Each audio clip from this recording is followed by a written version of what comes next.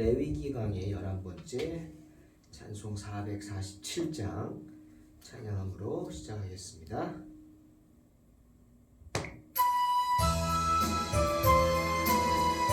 이 세상 끝날까지 이 세상 끝날까지 주 섬겨 살리니 내 친구 되신 주여 늘 함께 하소서. 주 나와 함께 하면 전쟁도 겁없고 주 나를 인도하면 늘 안심하리라. 나 주를 따를 때에 주 약속하신 것 그 영광 중에 모두 이루어 주소서. 나 주의 뒤를 따라 섬기며 살리니 그 크신 은혜 속에 날 인도하소서. 이 세상 온갖 시험 내 마음을 흔들고 정악한 원수들이 안팎에 있으나 주 나를 돌보시사 내 방패 되시고 내 옆에 계신 것을 늘 알게 하소서. 저 영광 빛난 곳을 주 허락했으니 그 허락하신 곳을 늘 사모합니다. 끝까지 쉬지 않고 주 따라가리니 주 넓은 사랑으로 늘 인도하소서.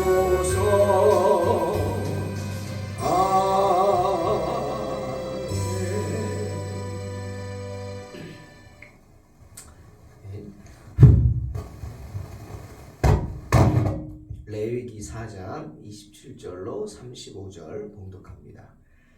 만일 평민의 한 사람이 여호와의 계명 중 하나라도 부지 중에 범하여 허물이 있었는데 그가 범한 죄를 누가 그에게 깨우쳐 주면 그는 흠없는 암 염소를 끌고 와서 그 범한 죄로 말미암아 그것을 예물로 삼아 그 속죄 제물의 머리에 안수하고 그 제물을 번제물을 잡는 곳에서 잡을 것이요 제사장은 손가락으로 그 피를 찍어 번제단 뿔들에 바르고 그 피 전부를 제단 밑에 쏟고 그 모든 기름을 화목제물의 기름을 떼어낸 것 같이 떼어내 제단 위에서 불살라 여호와께 향기롭게 할지니 제사장이 그를 위하여 속죄한즉 그가 시험을 받으리라.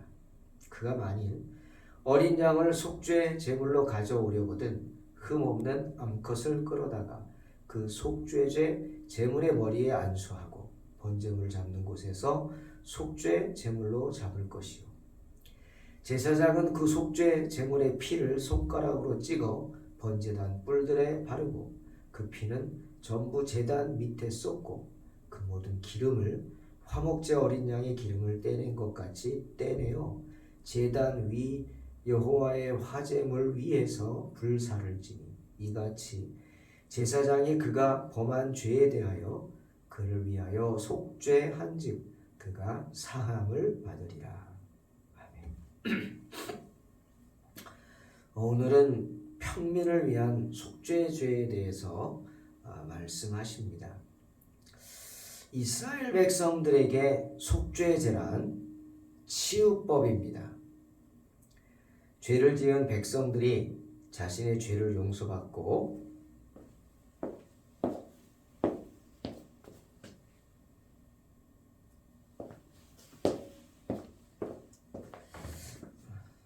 녹화되고 있습니다. 자신의 죄를 용서받고 그 죄의 문제를 하나님 앞에서 해결할 수 있는 유일한 치유 방법이 바로 속죄제입니다. 그런데 그 속죄제를 드리는 방법이 모두 비슷하지만 그 속죄제에 사용하는 제물이 달랐습니다. 제사장과 회중 전체를 위해 드리는 제물은 수송아지였지만 개인이 사적으로 속죄제를 드릴 경우에는 양이나 염소를 드릴 수 있었습니다. 하지만 반드시 암컷을 드려야 했어요. 또한 족장이 속죄제를 드릴 경우에는 반드시 순염소를 드려야 했습니다. 자, 왜 각각 드려지는 제물이 달랐을까요? 궁금하지 않습니까? 이유는 하나님께서 죄의 경중을 따지시기 때문입니다. 대제사장의 죄나 회중 전체의 죄와 개인의 죄, 그리고 족장의 죄, 그 경중이 다르기 때문이죠. 그런 은혜가 있습니다. 여러분, 세상에 죄 짓지 않는 사람 없습니다. 그렇죠? 화내지 말라. 화내는 것이, 성내는 것이 하나님의 의를 이루는데 유익이 되지 않는다고 말씀하셨어요. 화내지 말라. 그런데 화내지 않고 사는 사람이 어디 있습니까? 그렇죠? 마찬가지입니다. 죄 짓지 말라 하셨지만 세상에 죄 짓지 않고 사는 사람은 없습니다. 그런데 감사한 것은 화내지 말라고 하신 주님이 분을 내어도 해가 지도록 분을 품지 말라고 그렇게 말씀하신 겁니다. 참 이게 은혜가 되는 거죠. 분을 내어도 죄 짓지 말고 해가 지도록 분을 품지 말라. 분을 내도 죄 짓지 말라. 어떻게 좀 잘못 들으면은 분을 내려면 내도 되는데 죄만 짓지 말라. 뭐 이렇게 들립니다. 저만 그렇게 들리나요? 그게 은혜라는 거예요. 하나님도 인간이 연약함으로 인해 죄를 지을 수밖에 없다. 유혹에 넘어갈 수밖에 없고 화를 낼 수밖에 없어요. 네? 화가 나서 분이 나잖아요. 분이 난다는 게 뭐라 그랬죠? 적극적인 겁니다. 나타내는 거예요. 행동으로. 죄의 그 화를 행동으로 표현하는 게 분을 내는 거죠. 그래서 사람들이 막 소리를 지르고 뭐 욕도 하고 막 그러는 거 아닙니까? 그게 분을 내는 겁니다. 하지만 분을 내어도 죄를 짓지 말라. 인정하시는 겁니다. 때문에 죄에는 경중이 있습니다. 인간의 연약함으로 인해 누구나 짓는 죄.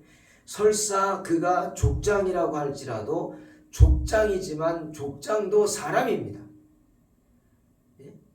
물론 족장이기 때문에 그 사람으로서의 무게감이 다르겠죠. 그 사람의 한마디가 일반인들과는 같을 수가 없죠.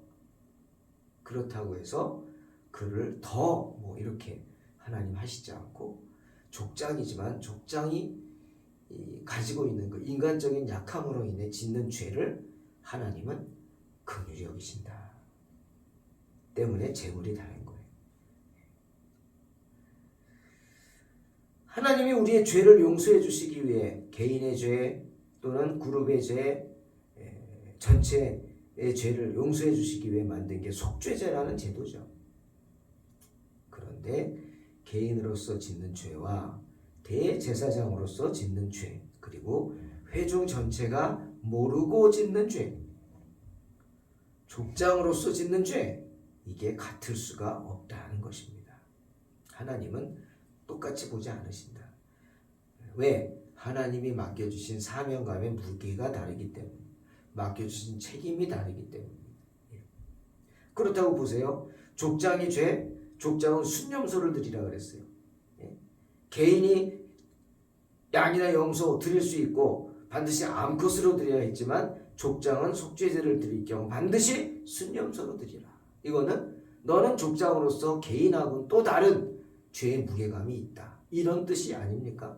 족장은 그렇게 제물을 순념소를 찾아 드림으로써 스스로가 내가 족장으로서 하나님 앞에 다른 사람이 똑같은 죄를 짓는다 할지라도 다른 사람들과 같은 그런 죄를 짓는다 할지라도 나는 족장이기에 더 하나님께 질책을 받는구나 라고 깨달아야 한다는 겁니다. 자, 또한 왜 하나님께서는 부유한 자나 미천한 자나 예외 없이 다 속죄제를 드리라고 했을까요? 그냥 있는 사람들만 있으니까 뭐 재물 사는 게 어렵지 않으니까 바치지만 없는 사람들, 가난한 사람들은 꼭 속죄제라는 피를 봐야 됩니까? 피 보지 말고 그냥 곡식으로 드려라. 근데 안 되잖아요. 절대로 속죄제, 곡식은 안 됩니다. 왜? 피 흘림이 없기 때문에. 히브리서 피 흘림이 없은즉 사함이 없느니라 말씀하시죠? 안 돼요. 아무리 미천한 사람이라 할지라도 또는 부지 중에 범한 죄라 할지라도 반드시 희생 제물이 요구되었습니다. 평민의 한 사람에게까지라도 속죄제를 드려야 한다고 말씀하셨습니다. 그리고 어김없이 속죄제를 드릴 수 있도록 했고 드리는 그 속죄제를 하나님은 받으셨습니다. 언제든지 기회가 있다는 거예요. 우리가 회개의 기회가 있다. 물론 이건 구약시대 얘기입니다. 지금이야 뭐 제물을 바치지 않지만 예수 그리스도가 어린 양으로서 한 번에 대속됐기 때문에 우리는 예수의 이름을 부름으로 회개할 수 있습니다. 회개해야 합니다. 회개. 큰 제물도 받으셨지만 작은 제물도 받으셨다. 이는 하나님 앞에서는 부자나 가난한 자, 방백과 농부 다 같다는 겁니다. 엘리후도 욥기 34장 19절에서 말씀하시지 않습니까? 고관을 외모로 대하지 아니하시며 가난한 자들 앞에서 부자의 낯을 세워주지 아니하시나니 이는 그들이 다 그의 손으로 지으신 바가 됨이라 말씀하십니다. 하나님은 고관들이라고 해서 특혜를 베풀어 주시지 않습니다. 높은 귀족의 지위에 있는 귀족이라고 해서 영세민보다 우대하지 않으십니다. 왜? 그리스도께서는 그들 모두를 다 같은 자로 영접하시기 때문입니다. 그들 모두 하나님 보시기에 천하보다 귀한 한 영혼이기 때문입니다. 아멘. 자, 속죄제가 의미하는 것이 무엇일까? 오늘 말씀을 보면서 다시 한번 생각해 봤습니다. 속죄제의 의미는 뭐냐? 죄지었으면 벌 받으라는 겁니다. 그겁니다. 속죄제는. 그런데 죄지었으면 죽어야 된다는 건데 네가 죽을 수 없기 때문에 대신해서 양이 죽고 염소가 죽고 비둘기가 죽고 죽는 겁니다. 대신 죽는 거예요. 그 의미는 또 뭐냐? 누구든지 하나님 앞에서 자신의 죄를 깨닫고 자복해야 한다라는 말씀입니다. 주님 분명히 누가복음 21장 19절에서 이렇게 말씀하셨어요. 너희의 인내로 너희 영혼을 얻으리라. 무슨 뜻이에요? 누구든지 참고 견딤으로 자신의 생명을 구할 뿐 아니라 영생을 얻어야 한다는 말씀입니다. 때문에 이를 위해서 누구든지 그 영혼의 사함을 얻기 위해서 자신의 죄의 문제를 해결하기 위해서 하나님께 어떻게 속죄제를 드려야 했습니다. 때문에 여러분 레위기가 중요한 겁니다. 레위기가 하나님의 은혜인 거예요. 좀 지루할 것 같고 했던 얘기 또 하는 것 같지만 아닙니다. 했던 얘기가 아닙니다. 자세하게 말씀하시는 거죠.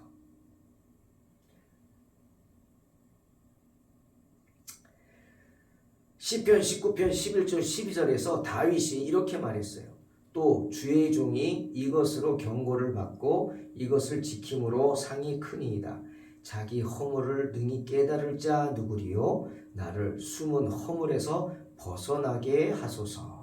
기도했습니다. 뭡니까? 누구든지 허물이 있다면 부지 중에 범하는 허물도 있죠. 나도 모르게 죄 짓잖아요. 있다면 어떻게? 부지 중에 범한 죄까지도 속죄제를 드려야 했다라는 것입니다. 다윗의 이 기도는 뭐예요? 내 숨은 허물을 깨닫게 해달라는 겁니다. 자기 허물을 능히 깨달을 자 없습니다. 하나님, 우리가 죄 짓기를 밥 먹듯 하고요, 모르고 짓는 죄가 얼마나 많습니까? 그러니 깨닫게 해주세요 라고 기도하는 겁니다. 그래서 죽지 않고 살게 해달라고 하나님 앞에 엎드리는 것입니다.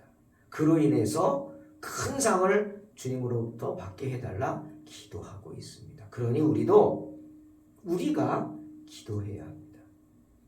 깨닫지도 못하고 인식하지도 못하고 있는 우리의 잘못을 깨닫게 해달라고 기도해야 합니다. 그런 허물로부터 내 자신이 깨끗하게 되기를 바라는 기도를 해야 하는 것입니다. 자, 속죄죄에 관한 율법의 교훈이 무엇일까? 속죄죄에서 말하는 분명한 율법이 있습니다. 그 율법, 그 속죄죄가 말하는 율법이 뭐고 그것이 주는 교훈이 뭔가 하는 거죠. 첫째는 죄에 대한 이야기입니다. 죄는 미워할 뿐만 아니라 어떻게? 경계해야 합니다. 경계. 가까이 오지 못하게 해야 돼. 때문에 시편 97편 10절에서 뭐라 그랬어요? 여호와를 사랑하는 너희여 악을 미워하라. 그가 그의 성도의 영혼을 보존하사 악인의 손에서 건지시느니라 말씀하십니다. 또 잠언 8장 13절 여호와를 경외하는 것은 악을 미워하는 것이라. 나는 교만과 거만과 악한 행실과 패역한 입을 미워하느니라 말씀하십니다. 또 아모스 5장 15절 너희는 악을 미워하고 선을 사랑하며 성문에서 정의를 세울지어다 말씀하십니다. 죄를 미워해야 합니다. 하지만 미워만 하면 되는 게 아니라 경계해야 합니다. 경계해야 돼요. 아예 미워하는 게 뭡니까? 사귀었다는 거 아닙니까, 여러분? 사귀어야 미워하죠. 영판 모르는 사람을 왜 미워합니까? 아는 관계니까 나한테 잘못을 하고 나를 힘들게 하고 내 마음을 아프게 하고 내가 이게 미움받을 짓을 했으니까 미워하죠. 죄를 미워하라? 상관했기 때문에 그렇죠. 근데 경계하라? 가까이 하지도 못하게 하라. 딱 죄네 하면은 접근하지 못하게 하라는 것입니다. 속죄제를 드리고 싶지 않으면 죄 짓지 말라는 거죠. 또한 두 번째, 위대하고 진정한 속죄제물이신 그리스도의 진가를 알아야 합니다. 여러분, 구약시대 사람들은 계속해서 드렸어요. 염소, 양, 송아지 계속해서 피를 흘렸어요.